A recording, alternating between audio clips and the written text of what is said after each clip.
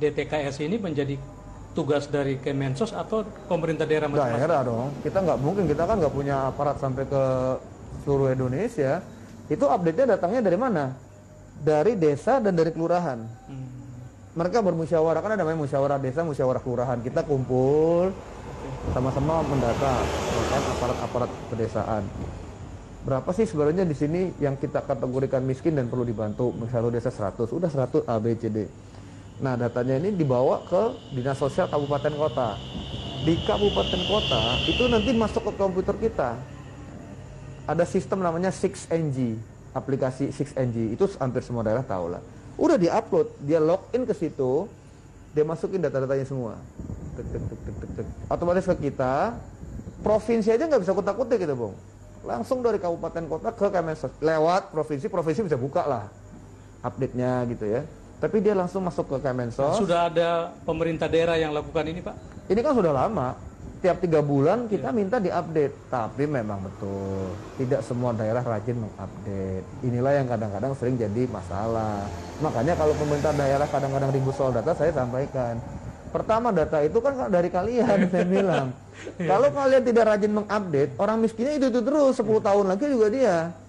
Jadi seringkali begini, Bung, saya ngomong agak teknis sedikit. Seringkali orang daerah bilang, tidak tepat sasaran lah, inilah, itulah. Pertanyaan saya balikin lagi.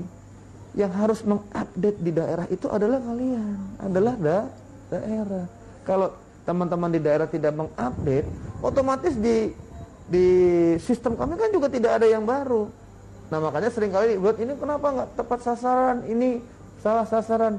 Ya kalau teman-teman di daerah tidak rajin mengupdate, kita kan melakukan update tiap 3 bulan, ya akhirnya orangnya itu juga gitu loh. Dari data DTKS ini menurut pengamatan Pak Ari, berapa persen? Jangan lupa subscribe dan tekan tombol loncengnya agar kalian selalu dapat mengikuti channel ini. Selamat menikmati dan barakallahu fikum. Assalamualaikum warahmatullahi wabarakatuh. Bismillah. Assalamualaikum warahmatullahi wabarakatuh.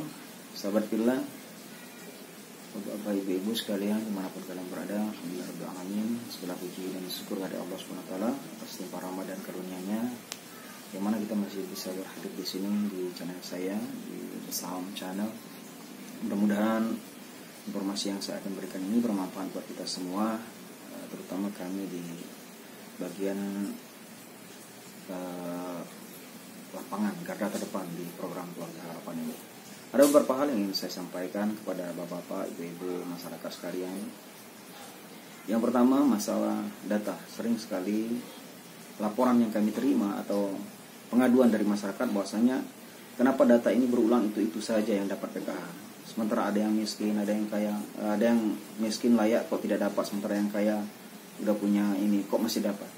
Jadi sekali lagi kami ingin menyampaikan kepada Bapak Ibu sekalian bahwasanya kewajiban mengupdate data itu sebenarnya pihak kabupaten kota dalam hal ini mereka menyampaikan kepada pihak kelurahan atau bagian terkecil mereka yaitu kelurahan dan RT-nya untuk mengadakan muskal, ya, musyawarah kelurahan atau musyawarah desa. Nah, di sini mereka nanti setelah mengadakan musyawarah, mereka lah yang akan mengubah data itu. Yang mana yang layak, yang mana tidak layak lagi, yang mendapatkan ini, mendapatkan bantuan ini. Itu mestinya mereka yang merubah data itu. Nah, setelah mereka rubah, mengadakan musyawarah bahwasanya ini layak dirubah, ini tidak layak lagi, mendapatkan bantuan ini tidak layak lagi diberi bantuan oleh pemerintah, maka ini diusulkan oleh hasil dari muskal itu ke dinas kabupaten kota atau di dinas sosial kabupaten kota itu sendiri. Nah, pihak dinas itu ada aplikasi, ya, ada aplikasi tersendiri yang langsung memasukkan data itu dikirim online melalui aplikasi, langsung dikirim ke pihak kementerian, dalam hal ini CNG namanya aplikasi tersebut. Nah, sehingga di aplikasi tersebut data itu akan berubah, ya. Jadi kalau pihak kementerian dari pihak pusat berarti dalam hal ini mereka tidak tahu menahu masalah data. Mereka taunya data dari kita dari bawah ini dan mereka akan memberikan sesuai data itu. Jadi kalau mereka pihak bawah artinya dalam hal ini kelurahan, dalam hal ini RT ataupun kabupaten yang bertanggung jawab tidak melakukan muskil atau tidak melakukan perubahan, maka data itu tidak akan pernah berubah walaupun 10 tahun ya data-data itulah. Makanya sekarang ini banyak sekali bantuan itu tumpang tindih sepertinya. Yang itu terus dapat, kok yang itu terus dapat. Dari BPNT itu dapat namanya. yang dari PKH itu dapat, yang bantuan benar itu saja. Padahal terkadang dikatakan bahwasanya mereka sudah mampu, sudah tidak layak lagi dibantu. Tapi inilah kenyataannya. Nah, untuk itu mari sama-sama kepada masyarakat semuanya yang betul-betul ingin membantu kesuksesan atau kelancaran program ini, mari kita sama-sama ya menindaklanjuti ini, dalam hal ini memberikan masukan kepada mungkin pihak kelurahan atau pihak RT sendiri atau pihak desa sendiri untuk mengupgrade data itu, yang kemudian data tersebut dimasukkan ke dinas sosial, dan dari dinas sosial nanti dimasukkan ke aplikasi, di aplikasi dikirim ke pihak ke pusat dalam ini. Maka data itu akan berubah. Jadi sekali 3 bulan sekarang itu semestinya di upgrade data itu. Jadi 3 bulan itu ada perubahan, 3 bulan ada perubahan, 3 bulan ada perubahan. Jadi mereka tidak mesti kaget lagi kalau data itu ya ada perubahan ya, atau data ini mereka paham. Di kelurahan itu justru lebih detail lagi masalah keadaan keluarganya. Jadi di sini saya nyampaikan sekali lagi bahwasanya kami sebagai pendamping tidak bisa merubah data ini